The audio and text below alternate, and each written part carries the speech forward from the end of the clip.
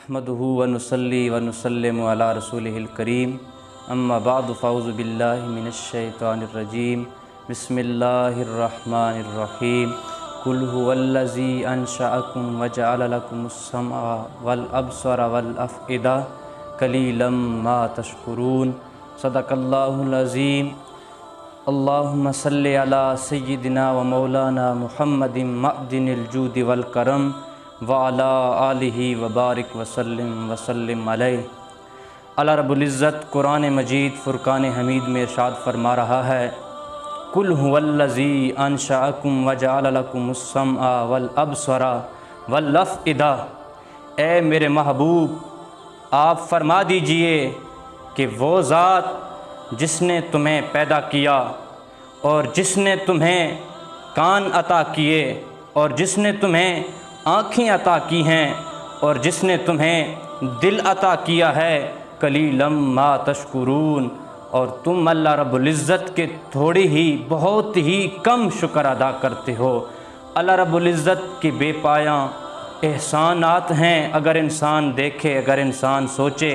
کہ اللہ رب العزت نے انسان کو کتنی بڑی نعمتیں عطا کی ہیں، ہم اگر ساری زندگی اس نعمت کا شکر ادا کرتے رہیں کہ ہم حضور کی امتی ہیں، میں تو کہتا ہوں اگر ساری زندگی انسان اسی نعمت کا شکر ادا کرتا رہے، پھر بھی ہم اس نعمت کا شکر ادا کر نہیں سکیں گے کہ ہم حضور کی امتی ہیں۔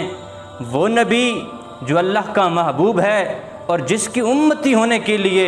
نبیوں نے خواہش اظہار کی ہے کہ ہم کاش ان کی امتی ہوتے، تو اللہ رب العزت کی انسان کے اوپر بے پایاں بے حساب نعمتیں ہیں، احسانات ہیں۔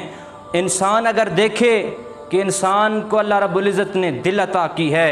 انسان کو اللہ رب العزت نے آنکھیں عطا کی ہیں، انسان کو اللہ رب العزت نے سوچنے کے لیے دماغ عطا کیا ہے،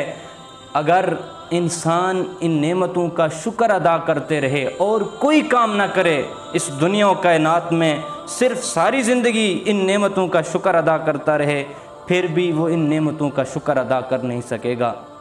لیکن افسوس، صد افسوس کہ اللہ رب العزت کی اتنی نعمتوں کے باوجود ہم اس کی نعمتوں کی ناشکری کرتے ہیں، انہیں لاہ عمل میں نہیں لاتے۔ اگر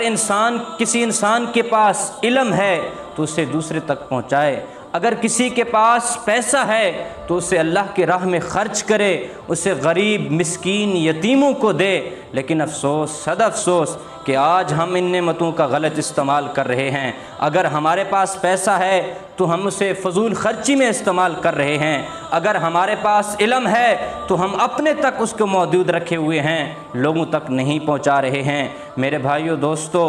ذرا سوچیں، ذرا یہ دل جو اللہ پاک نے انسان کو دیا ہے، یہ جو انسان کو آنکھیں دی ہیں، یہ اس عمل میں لانے کے لیے ہیں۔ اگر تمہارے پاس آنکھیں ہیں تو ان آنکھوں سے آپ غلط کام نہ کیا کریں، ان آنکھوں سے قرآن دیکھ کے پڑھا کریں، ان آنکھوں سے اللہ کے محبوب کی حدیث دیکھ کے پڑھا کریں۔ افسوس ہے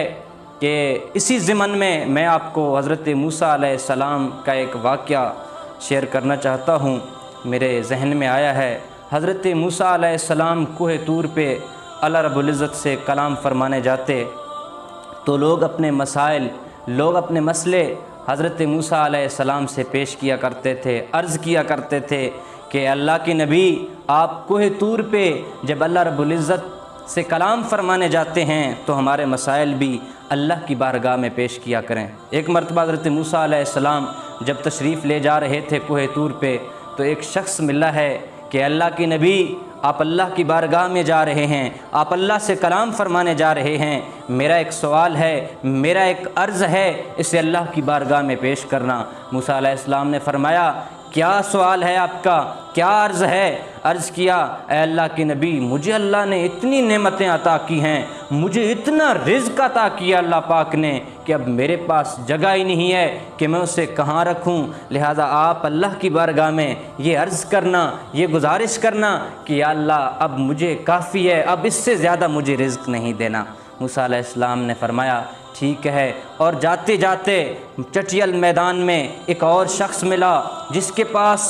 جسم ڈھانپنے کے لیے کپڑے نہیں تھے۔ اس نے عرض کیا کہ اے اللہ کے نبی، آپ اللہ کے پاس جا رہے ہیں، کوہ طور پہ اللہ سے کلام فرمانے جا رہے ہیں، میرا ایک عرض ہے، میرا ایک سوال ہے، اسے اللہ کی بارگاہ میں پیش کرنا۔ موسیٰ علیہ السلام نے فرمایا کیا سوال ہے، کیا عرض ہے؟ عرض کیا ہے اللہ کے نبی، آپ دیکھ رہے ہیں میرے پاس جسم ڈھانپنے کے لیے کپڑے نہیں ہیں، میں ریت کے اندر بیٹھ کے اپنے جسم کو چھپایا ہوا ہے، آپ اللہ کی بارگاہ میں عرض کرنا یا اللہ مجھے اتنا رزق تو عطا کرتے کہ میں اپنے جسم کو ڈھانپتا۔ موسیٰ علیہ السلام نے فرمایا ٹھیک ہے، میں اللہ کی بارگاہ میں جاتا ہوں، آپ کے ان سوال کو پیش کروں گا۔ جب موسیٰ علیہ السلام کوہ طور پہ حاضر ہوئے، اللہ رب العزت سے کلام فرمایا، عرض کیا یا اللہ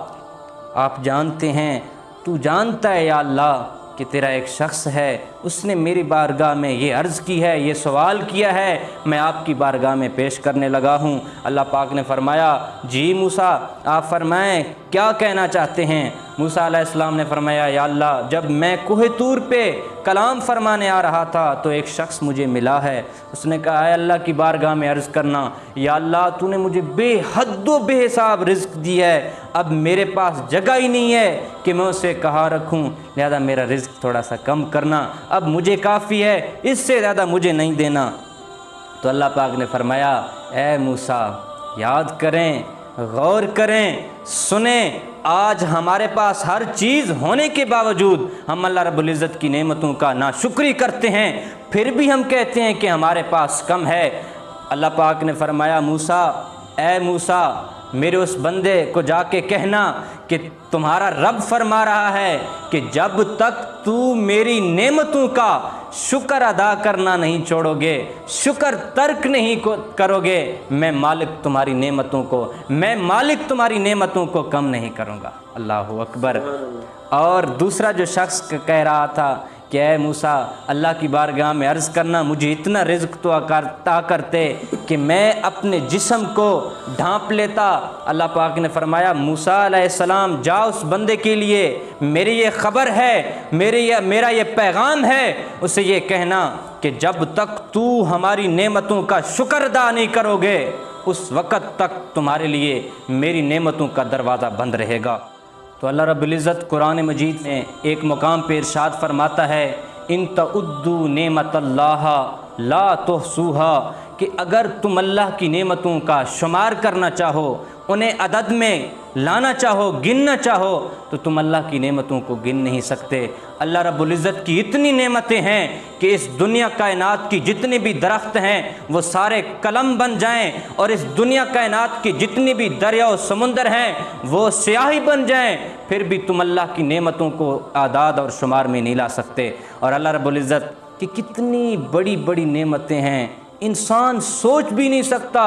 انسان ذہن میں لا بھی نہیں سکتا کہ اللہ رب العزت کی اتنی بڑی نعمتیں ہیں۔ اور اللہ رب العزت ایک مقام پہ ارشاد فرماتا ہے ما غرک بربک الکریم، اے انسان وہ کون سی چیز ہے، وہ کیا ہے، وہ ایسی نعمت کیا ہے، وہ ایسی دنیا کی لذت کون سی ہے جس نے تمہیں رب سے غافل کیا، جس نے تمہیں رب سے غافل کیا، رب کی یاد سے غافل کیا۔ اے انسان لوٹ رہا اپنے رب کی نعمتوں کو یاد کر، اسے یاد کر، دن رات شام یاد کر۔ جب تک تم اللہ کی نعمتوں کا شکر ادا نہیں کرو گے تو تمہارے پاس جو نعمتیں ہیں اللہ پاک انہیں پھر دوبارہ لوٹائے گا۔ اللہ پاک قرآن مجید میں ارشاد فرماتا ہے